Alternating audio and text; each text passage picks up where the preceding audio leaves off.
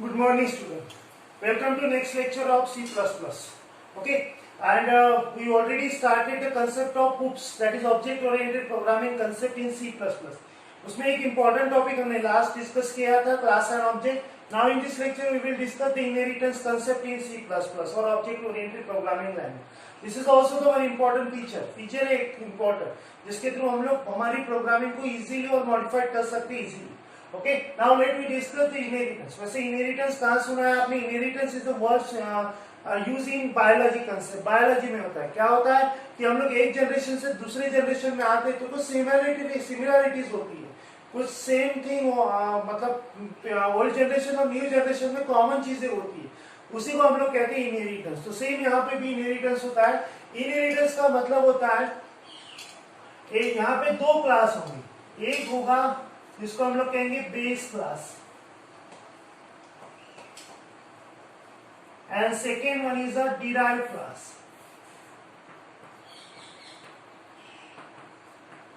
Derived class. Okay, अभी ये base class क्या होता है, डिराइव्ड क्लास क्या होता है, ये समझते हैं. देखो हमने क्लास और ऑब्जेक्ट कभी ऑलरेडी डिस्कस किया है, तो उसमें हमने देखा था कि क्लास कैसे होता है. अभी यहाँ पे क्या होगा कि वहां पे हम लोग सिर्फ एक प्रोग्राम में एक ही क्लास क्रिएट करते हैं, बट यहाँ पे क्या होगा, we can create more than one class in a same program. एक ही प्रोग्राम के अंदर हम लोग एक से ज्यादा क्लास डिजाइन करेंगे. और इसका यूज क्या होगा, तो इसका यूज फॉर कोड रीयूजेबिलिटी.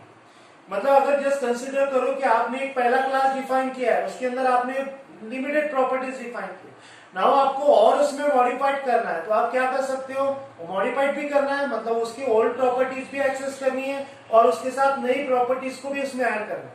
इस सच केस हम लोग क्या करेंगे, एक नया क्लास बनाएंगे जिसमें ओल्ड प्रॉपर्टीज को हम लोग डिफाइन नहीं करेंगे, नई प्रॉपर्टीज को डिफाइन करेंगे और उसको इनहेरिट करेंगे किससे, प्रीवियस क्लास से, ओल्ड क्लास से.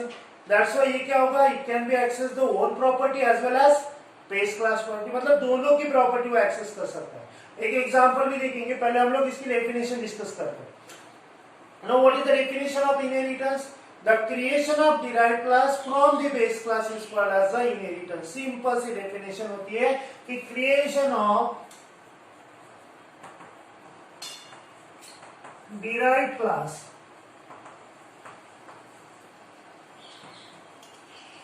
from base class. Okay, तो creation of derived class from the base class is called as the inheritance. Simple सी डेफिनेशन होती है. नाउ दिस वन, इसमें से ये जो पहला क्लास हमने बनाया इसको हम लोग कहते हैं base class and this one is a derived class. और यही जो कंसेप्ट होती है इसको हम लोग कहेंगे इनहेरिटेंस.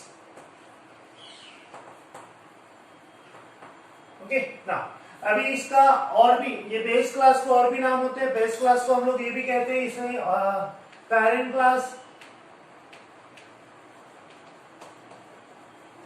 और super class. Similarly, the derived class is also called as a child class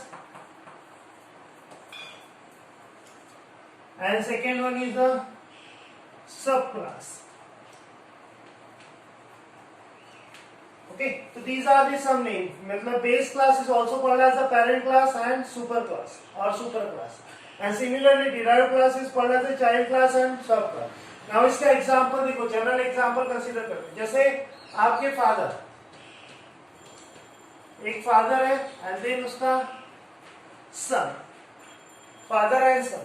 अभी इन दोनों में इनहेरिटेंस होता है. क्यों? क्योंकि son is created from father, father से ही डेवलप हुआ है, वो पेरेंट्स ही है आपके. ओके, तो आपके पेरेंट्स, अभी यहाँ पे देखो क्या होता है कि son having some symptoms of parents और सम सिमिलैरिटीज ऑफ पेरेंट्स. कि सन में ही देखा होगा आपने कि हमें भी, हम लोग बोलते हैं ना बेटा बाप पे गया है, अरे बाप बेटे पे गया, ऐसा बोलते हैं कि हम लोग नहीं, बेटा बाप पे गया है. क्यों? क्योंकि इट हैज अ सम, क्योंकि फादर तो ऑलरेडी है और उनके पास सम, उसके कुछ सिम्टम्स होंगे. ओके, कुछ कैरेक्टरिस्टिक होंगे. बट जैसे ही सन क्रिएट होता है, इसके नए कैरेक्टरिस्टिक तो होगी, बट इसके साथ it can be access the characteristic of father also. Okay, father की भी कैरेक्टरिस्टिक या फिर पेरेंट्स की भी कैरेक्टरिस्टिक इसमें आते हैं. And that's why this one is called as a son is called as a derived and father is called as a क्या, father is called as a parent. वो वहाँ पे जैसे लिखा है parent class and child class, वैसे ही हम लोग कंसीडर करते हैं. This one is a parent class and this one is child. अब इसमें क्या होगा तो फादर के पास कुछ, जैसे हम लोग कहते हैं ना ओल्ड जनरेशन न्यू जनरेशन, देखो ओल्ड जनरेशन है और न्यू जनरेशन है, तो इन दोनों में डिफरेंस होता है। New generation can be access the characteristic of old generation easily access कर सकते हैं, बट ओल्ड जनरेशन हमारे न्यू जनरेशन की कैरेक्टरिस्टिक एक्सेस कर पाएंगे क्या? इजीली नहीं। ये तो जनरल एग्जांपल हुआ, यहाँ पे कैसा होता है मैं बता देता हूँ कि इसकी कुछ कैरेक्टरिस्टिक होंगे और इसकी भी कैरेक्टरिस्टिक होगी। Now when we create the object of son class, मतलब इसका जब हम लोग क्या करेंगे, ऑब्जेक्ट क्रिएट करेंगे, तो this object can be access the property of derived class as well as parent class. ये क्या कर सकता है कि इसकी सन मतलब जो आपका डिराइव्ड क्लास है, इसकी प्रॉपर्टी भी एक्सेस कर सकता है, इसके फंक्शन भी एक्सेस कर सकता है। एंड सिमिलरली अगर ये ऑब्जेक्ट क्रिएट किया तो ये ऊपर जो बेस क्लास मतलब जो फादर है उसकी भी प्रॉपर्टी एक्सेस कर सकता है। और कब? जब हम लोग इनको इनहेरिट करेंगे तब, इनहेरिटेंस किया होगा तभी, अदरवाइज नहीं। बट अगर मैंने अगर फादर का ऑब्जेक्ट क्रिएट किया then it can be access the property of base class, but it cannot access the property of derived class। ये derived class की property access नहीं कर सकता। This is a major important thing, major note या फिर important करके रखो कि whenever we want to access the property of base class and derived class both, okay, तो then हमें जो object create करना पड़ेगा वो किसका create करना पड़ेगा? derived object का, not the base class। Clear? And this concept is called as the inheritance. इसमें हम लोग कोड रीयूजेबिलिटी करते हैं। रीयूजेबिलिटी का मतलब देखो हमने ऑब्जेक्ट यूज किया है, हमने इसका बनाया है, but it can be access the property of son as well as father, दोनों के एक्सेस कर रहा है। एंड दैट्स व्हाई यहां पे कोड क्या होगा? रीयूजेबिलिटी होगा। This concept is called as the inheritance. Okay,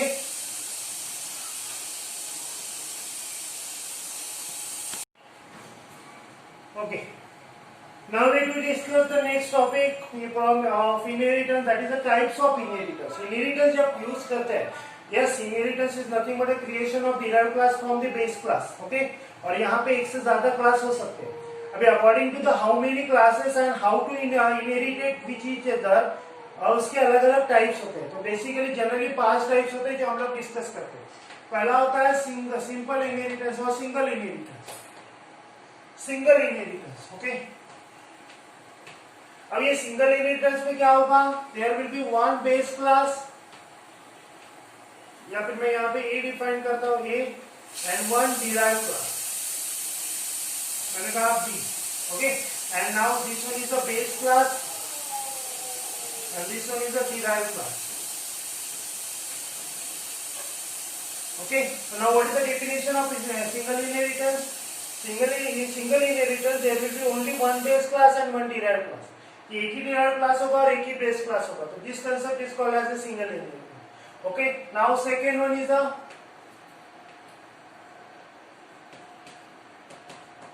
multi-level। In multi-level inheritance there will be one base class, जैसे मैंने कहा A, then second derived class B, and again derived class is a C। Okay, now what is the meaning of this? देखो ये base class है, okay, then it is called as a derived class। ये हो गया derived class, but किसका? A का, it is a derived class of A, and then C is again the derived class, but ये किसका derived class होगा?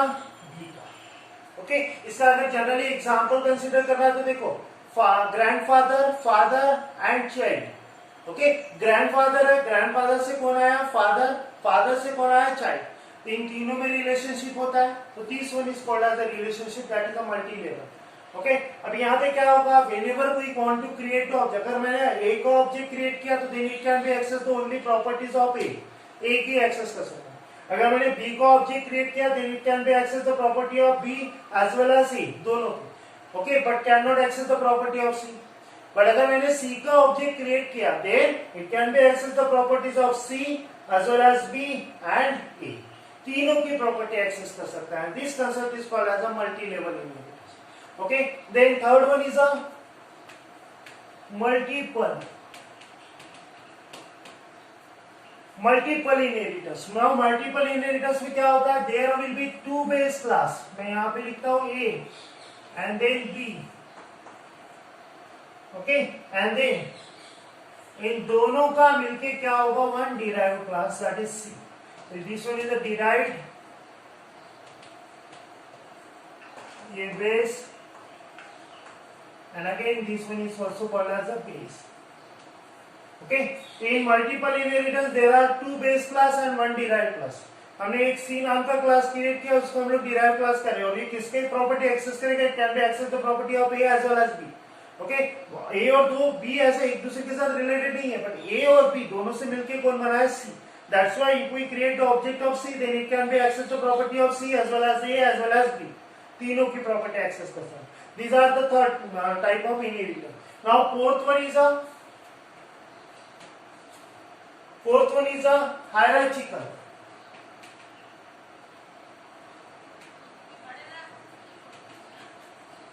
Hierarchical inheritance. इसमें क्या होगा, तो सिंपल सा वन बेस क्लास, देन उसके दो डिराइव्ड क्लास. ओके, मतलब यहाँ पे क्या होगा, यहाँ पे जैसे मैंने कहा ए, देन ये B and then C. This one is called, ये हो गया base class, this one is a derived class, and again this one is a derived class. Okay, so in hierarchical inheritance there will be one base class and it has a two subclass or derived class. Okay, so if we create object of B then it can be access the property of B as well as A. If we create the object of C then it can be access the property of C and D. Okay, and this concept is called as the hierarchical. Now fourth one is fifth one is जो final होता है, is a hybrid. And hybrid, you know that hybrid मतलब any combination of these four. इस four inheritance का जब हम लोग combination बनाते हैं, मल्टीपल मतलब चार है तो चारों में से कोई भी दो या तीन को यूज करके जब हम लोग कोई भी एक इनहेरिटेंस बनाते हैं, तो this is called as a hybrid. Hybrid के जो सिंपल सा एग्जांपल हम लोग कंसीडर करते हैं. देखो मैंने यहाँ पे बनाया ए, देन ए के दो मैंने बनाए, is B and then C and then again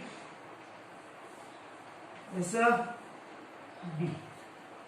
okay, अभी देखो A B C, this is an example of hierarchical inheritance. And then B से सी एंड देन डी, ये हुआ हमारा multiple inheritance, sorry multiple inheritance. तो this is a combination of two, मतलब hierarchical और multiple जब दोनों को हमने कंबाइन किया तो एक फाइनल एक आपका नया इनहेरिटेंस क्रिएट हुआ. This one is called as a hybrid. तो these are called as a different types of inheritance जो हमें यहाँ पे पढ़ने होंगे.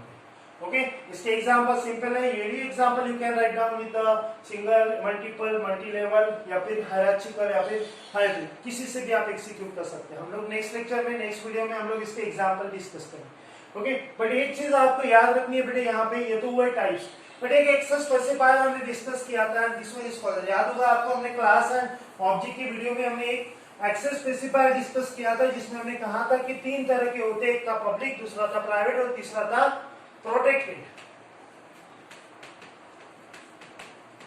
तो ये प्रोटेक्टेड वाला टाइप हम लोग यहाँ पे यूज करेंगे इनहेरिटेंस को. क्यों?